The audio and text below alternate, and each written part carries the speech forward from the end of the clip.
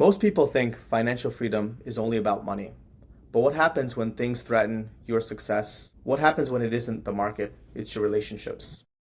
Today's guest works at the intersection most executives never talk about, where love, leadership, and emotional pressure quietly shape your bank account, your focus, and your identity. As a science-based relationship strategist and behavioral scientist, she helps founders and high performers break out of the stay or go loop in marriage, in leadership, and in life. In this conversation, we uncover how uncertainty, conflict, emotional stress drain your wealth, clarity, and your ability to lead. And most importantly, how to fix it. Katarina Polonska, welcome to MyFinJourney.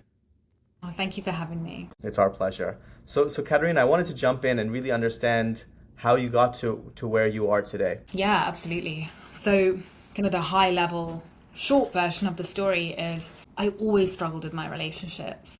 And not on a kind of overt level, like I was never someone who was lonely or anything like that.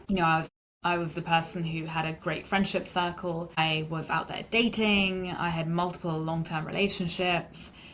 But I always had a very kind of low level sense of anxiety, which I never even called anxiety. I kind of put it down to like, I'm not an anxious person. I'm fine. I'm just very successful. I'm very productive. I'm very like high performing. And I never framed it as like anything negative. I was your classical show pony.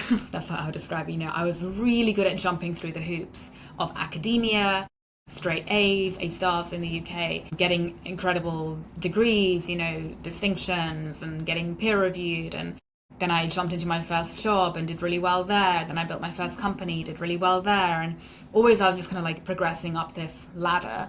And then I did my master's degree and did really well there. And it was like success after success. And I put it down to just, I'm a driven individual, I'm a high performing individual, and that's that. And throughout my life, there were these kind of little clues that there were things that were maybe not working out.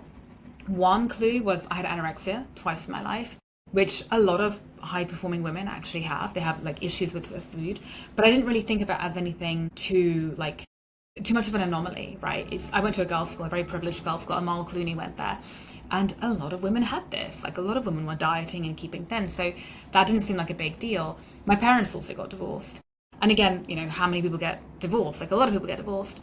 So when I was helping my parents mediate that divorce, I didn't think of that as a big deal. The only time that it really became clear to me that there was something at play was actually after about 15 years of therapy, doing tons of retreats, working in behavioral science. Like I literally worked in behavioral science, that I was engaged to my first fiance. And in that experience where, I'm kind of quote unquote like breadwinner, I was earning more than him, had a nice home, everything in my life was picture perfect. And that anxiety came up to the surface and it would not go away. And it kept kind of eating away at me until eventually I actually ended up calling off that engagement after having done marriage counseling, after having done even more therapy, and like literally I tried every type of modality therapy out there, and I got my first relationship coach. It dawned on me that I'm anxiously attached. I have like severe like anxious attachment issues. That is actually what's been driving so much of my ambition and has been leading me to self-abandon my entire life, because guess what? I have like deep-seated abandonment issues. And that's actually what's been making me sabotage unconsciously my relationship, my romantic relationship. Is why, in my early 30s, I was pulling off an engagement and being like, well, crap, what do I do now? And so, given that I have a background in behavioral science, I spent pretty much like an 11-month period after I called off that engagement, really digging deep, thinking, how is it that someone who has in theory done it all, like yoga, meditation, blah, blah, blah. Like I've done all this stuff, psychedelics, like I've been there and done that. How is it that even I, after access to all of this stuff, I'm struggling with my relationship? And that's when I really went deep into attachment theory. I went really deep into the subconscious mind, which I already knew about. I trained in the subconscious mind back in 2007. My dad is a coach, so he put me through the training. I knew it all in theory, but I hadn't embodied it. I hadn't actually applied it. I knew it intellectually. It was all kind of very cognitive in my head. I'd read the books, blah, blah, blah, but I hadn't lived it. I hadn't actually practiced and embodied it. And so when this all kind of began to come together of, I haven't embodied the learnings that I know, I am anxiously attached. There are these subconscious patterns, this wiring that is driving my behavior to show up in really maladaptive ways. There's actually stuff I need to figure out here. That's when things began to all come together. I met my husband. I, stopped being anxious. I actually became very secure. And ironically, in that space, when I thought to myself, well, I'm going to lose all my ambition, at this point, I'm probably just going to give up my desire to make money and ambition, and I'm probably just going to get a house in the forest and just retire with my husband and live a nice life. That's when actually it started to make real money. That's when the wealth really exploded for me. That's when my well-being exploded. That's when I lost weight naturally. My health became better than it's ever been. I look younger now than I looked when I was 25. It's bizarre. All these wonderful side effects happened, all because I'd done that subconscious work on myself around my relationships. My relationship to everything else fully leveled up. And so that's what I do now. I built my business. It was never meant to be a business. It was meant to be a hobby, a sabbatical. Now, it's a full-time mission with over hundreds and hundreds of clients and tons of amazing success coming my way. I'm very, very lucky. That's awesome, Katarina. Thank you so much for sharing your journey with us. I feel like you shared a lot of, deeply personal things, and I really appreciate it because I think for all of us, I think we all have gaps. And I think it's difficult to identify those gaps and to identify what's actually stopping us from aggressively scaling. So I feel like you touched on that by saying you were going for therapy and then you started seeing a relationship coach and that changed things. And correct me if I'm wrong, but I really want to dig a little deeper because to somebody who has no experience in this whatsoever, I want to understand, what is the difference between a therapist, a relationship coach? What are the nuances that maybe you're acutely aware of that somebody listening to this or one of the executives or founders that you coach isn't aware of? Kind of help me unpack that if you don't mind. Great question. And I talk about this a lot, right? And, I literally did 15 years of therapy. I'm not even kidding. I did so much therapy because obviously I had that anorexia, I kind of had to do it. The main difference between therapy and coaching, and not even there's different types of coaching, right? Therapy is typically past focused, meaning if I come to a therapist and I say, hey, I'm having issues with, food or anxiety or whatever, or stress or overwhelm, they are going to be tracing that back to, childhood patterns, and they're going to be focusing more on awareness building. So when we think about behavioral change, there are three main components if we follow the COMBI model. You've got awareness, you need to have awareness of the problem. Capabilities, you need to know how do I solve the problem and have the skill set to do that. And then you need opportunity. I now need to be put into environments where I can practice my new skills at solving the problem to entrench these new behaviors, right? It's practice, it's repetition. And so in therapy, what happens is you get a lot of awareness, you're talking a lot about the problem, you're understanding it.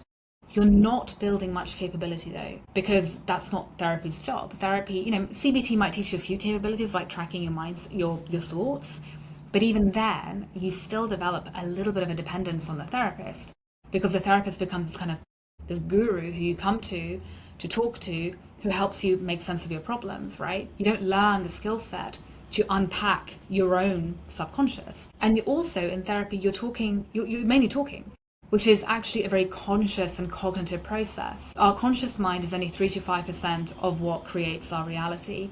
Our subconscious is where our beliefs, our behaviors, our thought patterns, our values, our unconscious drivers all live. And in therapy, when you're talking, you're really not tapping into that. It might kind of bleed out in little bits and pieces, but you're not really tackling it as a whole, right? And so the final piece is that in therapy as well, when we think about opportunity, what are you actually doing in therapy? You are repeatedly getting the opportunity to talk about your past. And so what happens, and this absolutely happened to me, and it happens to pretty much all of my clients who come to me after having lots of therapy, you end up almost kind of identifying with the story of your victimhood, the story of your past, right? Which, yes, has its merits at the very beginning.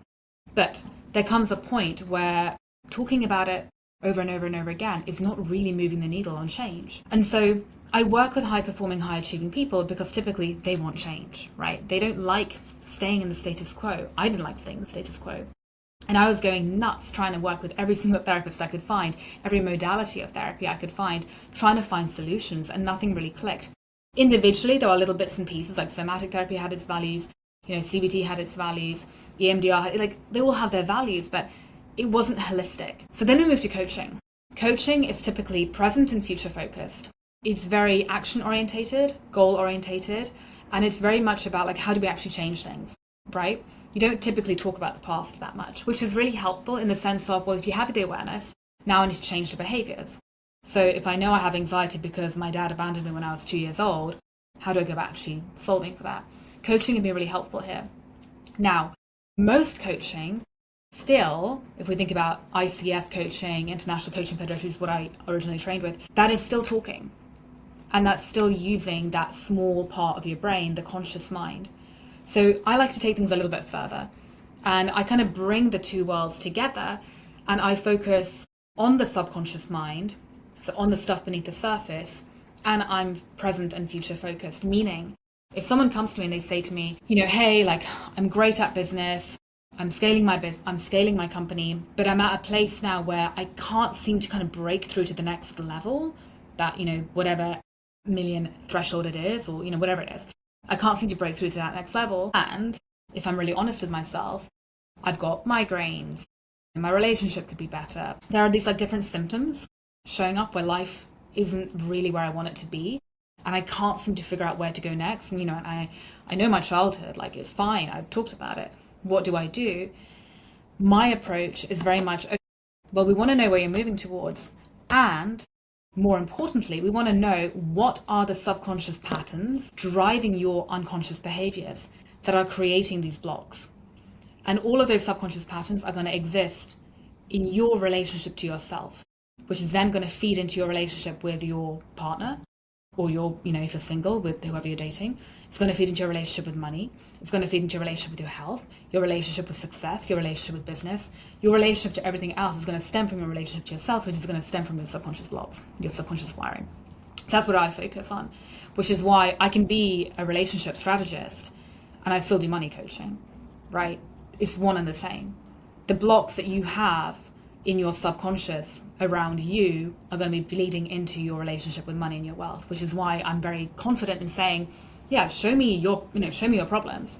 I will help you fix your marriage, and I'm willing to bet I'm going to increase your revenue. I'm going to increase your income, right? And it's not even me doing it. It's actually you doing it. I'm just showing you how to do that because I teach you the tools so that you can do it independently without me, because I don't want anyone dependent on me. Like, I want to retire at some point. So that's how I teach my clients, right? Does that all make sense? Karina, I feel like you're dropping so much wisdom so, quickly, so succinctly.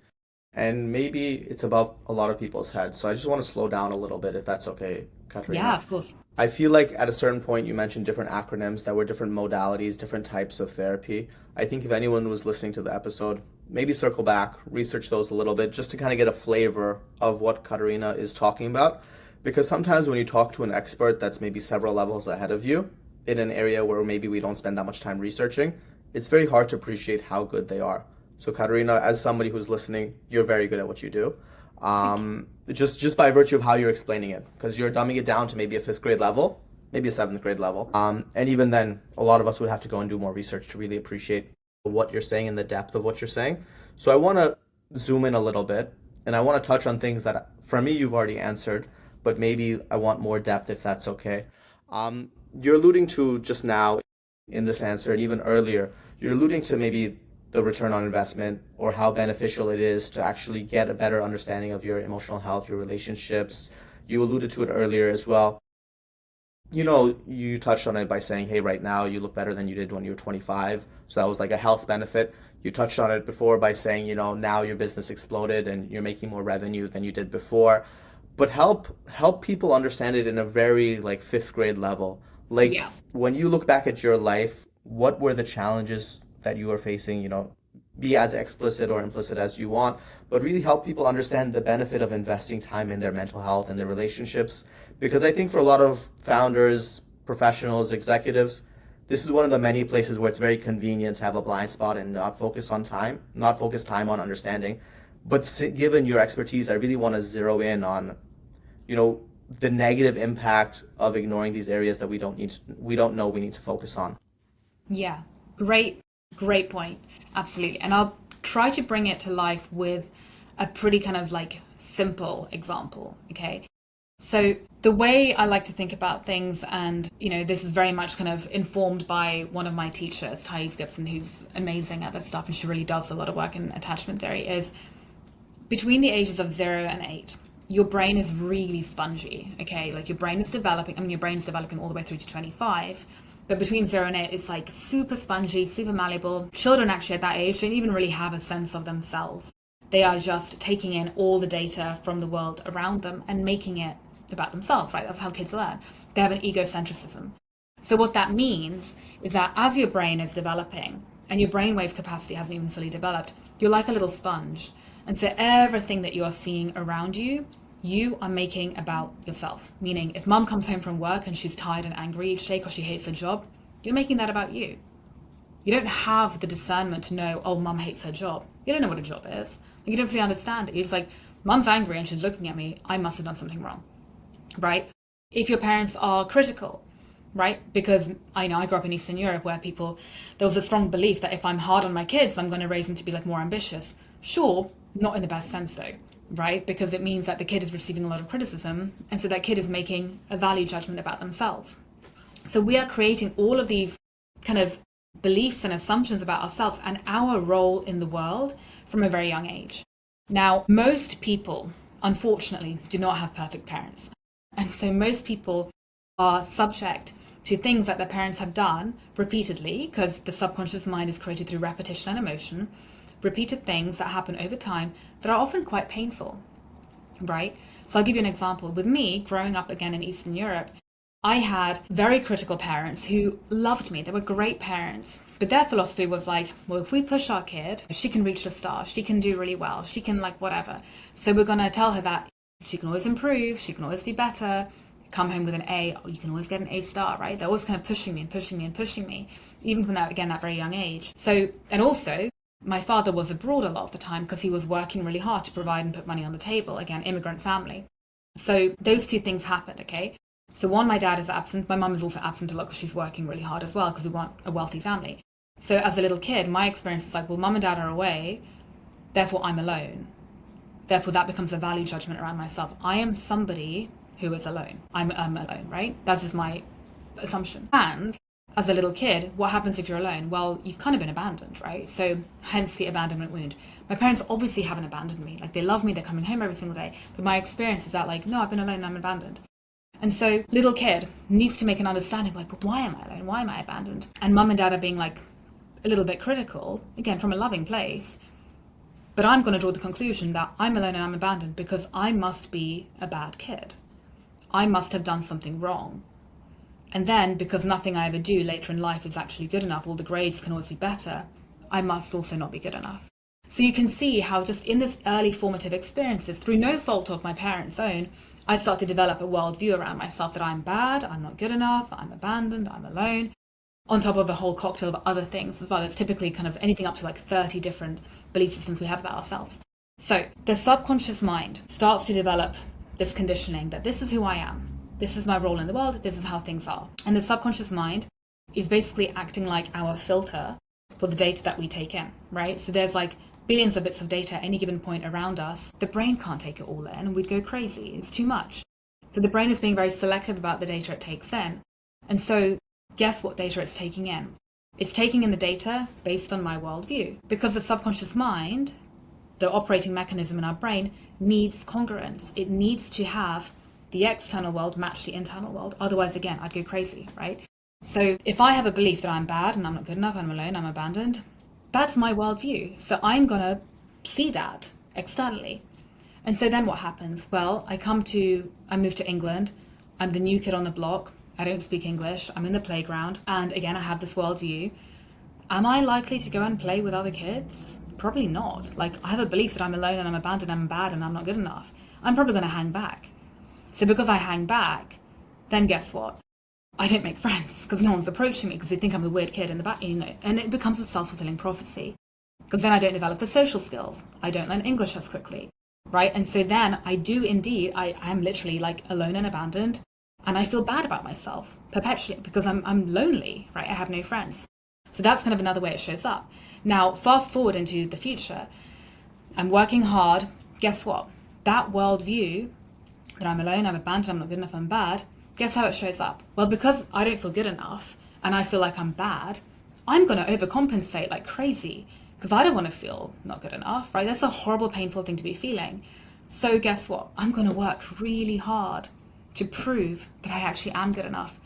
Because when I was a kid and I got those A stars, that's when I got a break from my parents.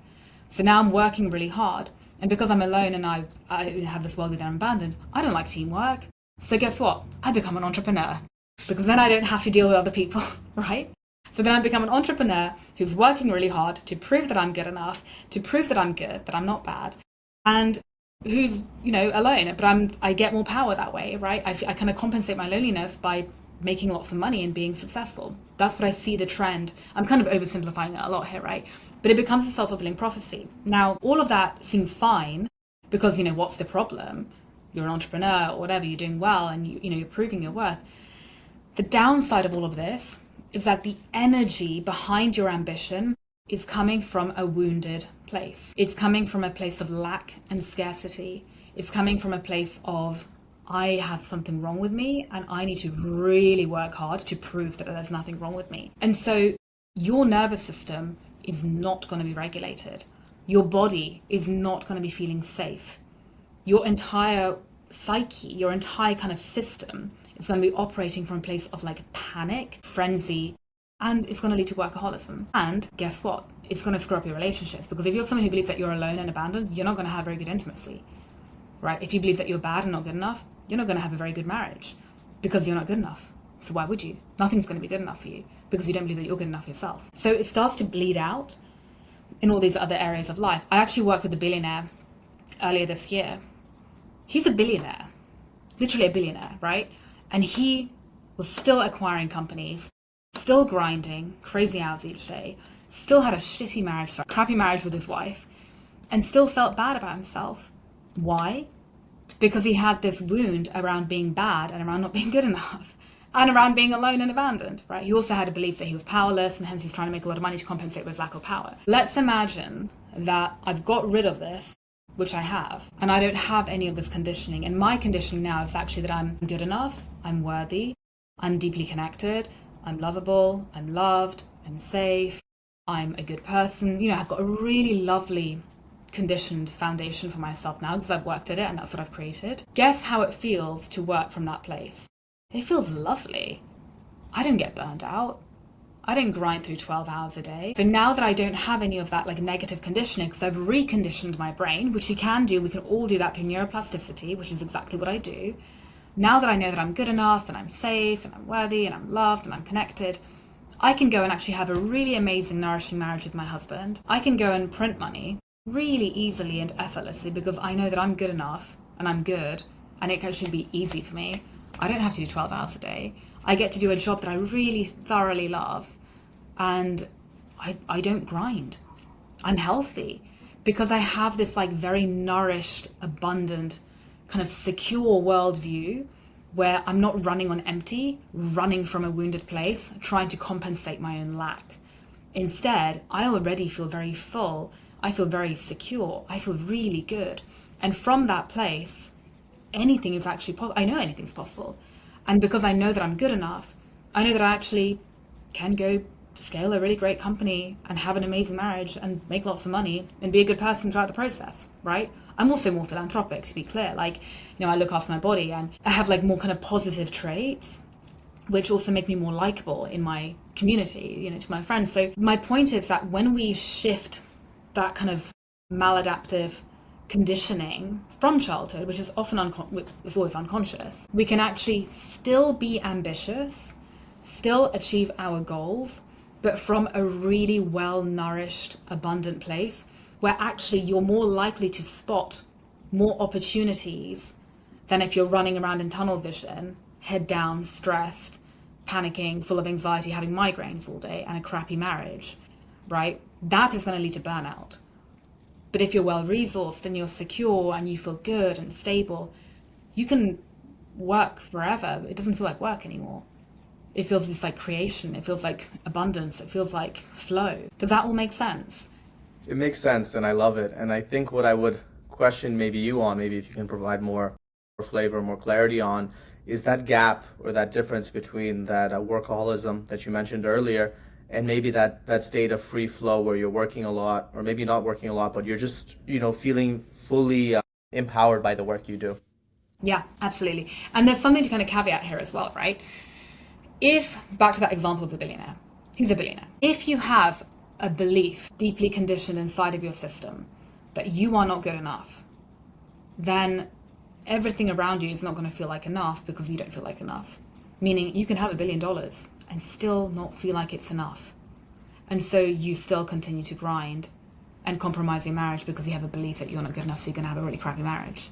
It becomes a really horrible self-fulfilling prophecy. You also have the flip side of it, right? When people come to me with money blocks and they tell me, I can't scale past this amount, or like I constantly kind of plateau at this income level, I'm willing to bet that there is some block there around being unworthy, around again not being good enough, around like what it means to have that money, right? For a lot of people, having a lot of money becomes a lot of responsibility, and they're afraid of that responsibility because on a subconscious level they think they're going to screw it up, or they feel like it's going to overwhelm them and they're going to be powerless and trapped within that risk. That's another whole wounded pattern, right? Around being trapped. There's like lots of different blocks that we can have that prevent us from leveling up. So we want to deal with those blocks in order to release us to again feel secure and stable and safe, because only when you feel secure, stable and safe can you actually kind of reach for the stars. And the difference between kind of grinding from that like workaholic place and working from a place of like creativity and flow is really twofold. One, you're not blocked, so the work becomes easier. I'm not even joking, like this isn't to brag, but yesterday I was saying to my husband, I was like, okay, today I want to like just make 10K because I just wanted to make 10K because I was like, it's like November the 18th, blah, blah, blah. Like I did the math. And for my goals, which is to own an animal sanctuary, as we were, hippie as that sounds, that is my goal. I want to buy land and animals. But I was like, yeah, I want to make 10K today. I made 12 because I knew that I can, I'm capable, I'm good enough, I'm worthy, I'm safe, it's doable, I believe in it. And I did, right? Literally, I just did. And so I like playing these kind of games of like, oh, okay, like, how high can I jump? How, what can I do here? In an easy and effortless way. I didn't do a 9-hour day. I did like a 7-hour day yesterday. And it was really fun. It was really like lovely. And I had great clients and it flowed. So my point is that there is a way of getting into this flow where things feel easeful because you believe that you are deserving of life being easeful. It can be easy. I have a client. He's an amazing guy, lovely guy, but he works about 12 hours a day consistently. He's a lawyer, he makes a lot of money. But his belief system is that he's kind of, when I think about like the subconscious blocks, is that he's bad, he's unworthy, and that this sounds really weird, but it's a really big one that I actually see in a lot of intelligent people, that he's stupid. A lot of really smart people have a deep ingrained belief that they're actually somehow stupid, and so they're really fighting hard to compensate for their lack. And so guess how that shows up? It shows up as him, and he also has a wound around being abandoned, shows around him like abandoning himself, doing these long days, eating crappy food because he's abandoning his body. He has no relationships to speak of because he's abandoning relationships. And he feels stupid, quote unquote, that he's trapped in his house having to work all these crazy hours. But that's again his belief system, right? And I keep telling him, you don't have to operate that way. You can actually make the same amount of money, if not more, in a much more easeful way, in a state of flow, but you have to get out of your own way. You have to shift those beliefs. You have to get rid of those subconscious blocks in order to open yourself up to the possibilities that there are like 21-year-old TikTok influencers making the same money as you are, right? It's just a different paradigm. You kind of have to step out of your own paradigm. But it's hard because we don't talk about this stuff, right? This isn't kind of like public discourse. It is a little bit if you kind of, dive into like the Tony Robbins world, but even then it's like quite watered down. No offense to Tony Robbins. Like a lot of the stuff is really watered down. And I think what I'm really passionate about communicating with my clients is that you have so much potential. And you absolutely can have an incredible romantic relationship, which all the studies show the quality of your romantic relationship will dictate your longevity and your health, and your happiness, right? Harvard study, biggest one ever done. Your relationship is really important. But you can have a relationship and you can have the wealth and you can have the career. You can actually have it all from a place of ease. It doesn't have to be a struggle. We haven't even talked about humankind's addiction to struggle, which is a whole other thing. I don't know if I answered your question. I kind of went off on a tangent there. No, I think it makes sense, and I appreciate it, Katarina. What I would say is this whole conversation has been very, very enlightening, very powerful. So if you're listening and it's hitting home, take a second and follow the show. hit the like button, hit the subscribe button. This is where we share real stories, and in this case, science-backed strategies, every week with the intention to help you grow 1% in terms of building your wealth, increasing your clarity, and in this case, also building your emotional freedom. Now, Katarina, I wanted to maybe transition to a different maybe segment of the show where I'll put out, questions and maybe in 1 to 4 sentences, share with us, your thoughts. What are the biggest financial costs of staying in an emotionally draining marriage or leadership environment? Oof, great question. Your focus is going to be absolutely crap. Let's be clear on that. If you are preoccupied by having to check your phone, worrying about what your partner's messaging, not sleeping very well, your focus is going to be down, which we know impacts your productivity, which we know impacts the bottom line. That's kind of like the most obvious one right there. We know that you're also going to be bleeding this energy of anxiety and like depression, which actually repels people. There's a lot of science to show that when people smell anxiety on you, they're not going to want to hang around you. So your leadership is going to be really compromised. And then, call out the elephant in the room, you're probably going to get a divorce. Divorces can be extremely, extremely expensive. They are not something you want to take lightly, especially if you don't have a prenup or a post-nup. So there's a massive cost. And we haven't even talked about like the health, but yeah, I know this is meant to be a short answer. Katarina, you talk about stay or go loop. What does that actually feel like? And how can someone tell if they're in it? Yeah, you can tell that you are in this kind of stay or go limbo, which I think actually a lot of people are in. If you find yourself flip-flopping between feeling positive and optimistic about your relationship, maybe excited about Thanksgiving, Christmas, whatever it might be, and then coming crashing down with another argument, with conflict, with another sleepless night, with feeling unseen, maybe you're feeling misunderstood, maybe feeling like your partner doesn't really get you. And then you kind of get sucked back into this like, but leaving's going to be really painful, and what about the kids, and I don't want to rock the boat, and excuses. And then you go back into, well, I feel really bad, but then what do I do? You're kind of in this like cycle, this yo-yo of never feeling fully relaxed, never feeling fully safe, never feeling fully optimistic and excited about your future. You might not even be able to see your future with your partner. If you are in that limbo state where things just feel a little bit unfulfilling and disconnected and you don't really know how to make sense of it, you want to get through that limbo state as quickly as possible, because that limbo state is actually depleting a lot of your resources. It's not good for your health. It's not good for your brain. It's just keeping you stuck, right? And you don't want to be stuck. Like, you want to keep moving forward. You want to progress in your life. There was a common theme that we've heard throughout the episode today: sleep hygiene. What does that look like to you? What is good sleep hygiene? What is bad sleep hygiene? How does bad sleep hygiene actually impact your ability to show up, your ability to build wealth and create freedom? Yeah. So actually, kind of to the point about relationships, there's different schools of thought, like, should you sleep in the same bed as your partner? Should you sleep separately? Generally speaking, the science out there is that if you want to have a healthy, connected relationship, you want to sleep in the same bed as your partner. So you both want to be on the same page with the sleep hygiene, right? So if I think about myself and my husband, we have a rule of no phones in bed, obviously. Like, he has to have the sound machine thing because he's got tinnitus, so fair enough. But like, no phones, no Instagram doom scrolling, which I absolutely have been guilty of, after a certain amount of time. Try not to have any technology. Try to go to bed at the same time. Try to read or do something that's going to decompress you. If you want to have a little gold A star, do some meditation, do some breath work, whatever you need to do to down-regulate the system, and have a cutoff point, right? So for us, it's like 9 p.m. We just don't go on our phones if we can avoid it. And then we try to get a good 7 hours of sleep a night, cool room with no TV, ideally no technology unless it's turned on airplane mode, and no pets if you can handle it. I love it, Katarina. So many listeners are building wealth, but they feel disconnected at home. What is the first science-backed step to repair connection without losing yourself? I would say if you're feeling disconnected at home, I would be really curious around 2 things. One, what is the story that you have about your relationship? And when I say what is the story, what is the primary kind of thought pattern that you have on repeat?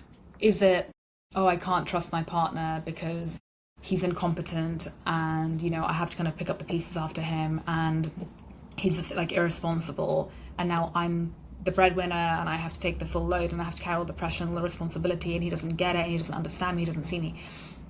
With that story, I invite you to want to get curious. Like, is that story, is any part of that story coming from your own past? Like, any of it. I'm willing to bet there will be pretty big elements of it that are coming from your past. And when I say your past, it could be your childhood, it could be previous relationships. But I'm willing to bet that you are not showing up in that relationship right now every single day, fully present and fully embodied. You are bringing some of your own stuff to it, right? Some of kind of your own projection, some of your own past. That is what you want to be solving for, that piece. Because until you can see the relationship clearly, with both eyes wide open and none of your past influencing it, almost like you're a brand new person, right? You're someone completely different. You're seeing it completely with fresh eyes. Only at that point can you actually make a really healthy decision about what to do with it. So check the past, check the story. And then the second piece, to give you two, get really curious around like, what is it that you need from the relationship? What is it that's lacking? What is it that you really need? And get kind of a little bit esoteric here. Like, is it that you need to feel more seen? You need to feel more understood? Is it that you need more connection? Is it that you need your partner to make you feel like you matter more? Those needs are going to be way more important than anything that you want, right? If you want you want the next big house, you want a car, that's kind of like surface level stuff. What do you really need? You want to solve for the needs. That's the most important thing. I love it, Katarina. So you've coached leaders through conflict, resentment, and burnout. What's one mindset shift that has created immediate relief? Mindset shift that's created immediate relief is I tell all of my clients that let's play the thought experiment, because I typically work with individuals rather than couples. I do couples work, but that comes later down the line. Let's assume that all of the challenges you're experiencing in your relationship are your responsibility. Let's assume that you have 100% responsibility here. Not because that's true, of course it takes two to tango, but when we take that lens, you gain so much more power. You gain so much more power, agency, accountability, freedom to actually make real changes in your relationship, because humans are tuned to each other. So if I assume that I have 100% power and control and responsibility over my romantic relationship with my husband, and I start shifting my behaviors, meaning I start regulating my tone of voice, I start showing him more affection, I start doing the very things that I'm craving because I'm taking full responsibility for that, you can bet that he's also going to respond back, because he's going to respond to me. If I start screaming at him and calling him a piece of crap, you can guess he's going to respond differently too, right? So when we take that full 100% responsibility, whole world of power and opportunities open up. And then obviously we want to do the deeper subconscious work so that you don't have to be thinking about this stuff. It just kind of comes naturally, but that's a whole separate piece of the puzzle. I love it, Katarina. Katarina, this has been a very fun conversation. If somebody's listening to what you're saying and they're curious to learn more, what is the best way for them to reach out to you? LinkedIn, hands down. I am a LinkedIn fiend. I'm on there posting twice a day with informative educational content. So definitely find me on LinkedIn, give me a follow, DM me. I reply to all the DMs in my inbox. You can also find me on other platforms like Instagram, TikTok. I have a new website now. And if anyone wants to learn a little bit more about this approach, I do have a free 30-minute masterclass that you can find on my website and in the featured section of my LinkedIn, and obviously my own podcast as well. Beautiful, beautiful, Katarina. Thanks again for joining us. It's been an amazing conversation. It reminds us, something simple, but really profound. Money without emotional clarity isn't freedom. It's pressure disguised as progress. You touched on this throughout the conversation of how people are doing well, but their trauma or the way that they view life, the paradigm with which they see life, kind of limits them and means that they're not able to actually enjoy the fruits of their labor. So once again, Katarina, thanks for showing us that when you fix the relationship between ourselves and in our reality, it actually empowers us. It gives us more energy. It sharpens our decision making, helps our leadership grow, and ultimately, that's what empowers our wealth to really explode. Thanks for sharing the wisdom. And to everyone listening to this episode, I hope that it gave you clarity, hope, and a pathway to your next steps. Check out the masterclass. It'll really enlighten everyone further to really understand what the next steps are. What we'll do is we'll drop that in the show notes as well. Once again, this has been MyFinJourney.